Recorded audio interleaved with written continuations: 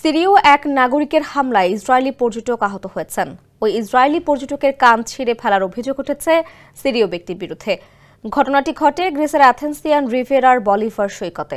সম্প্রতি স্ত্রীকে নিয়ে গ্রিসে বেড়াতে যাওয়া ইসরায়েলি পর্যটকের নাম স্টাফ বেন সুসান।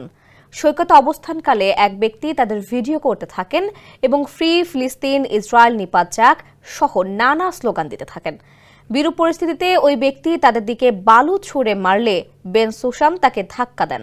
পরে নিরাপত্তা কর্মীরা এসে উভয় পক্ষকে আলাদা করে দেন এবং সিরীয় ব্যক্তিকে সরিয়ে নেওয়া হয়।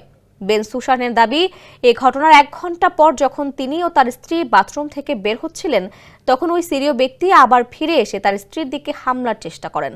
বাধা দিতে গেলে ওই ব্যক্তি তার কানের একটি অংশ ছিঁড়ে ফেলেন। স্যান্ডেলিনা সো, রূপচর্চায় আভিজাত্য। চ্যানেল 12-এর বরাতে এই তথ্য জানিয়েছে টাইমস অফ ইসরায়েল।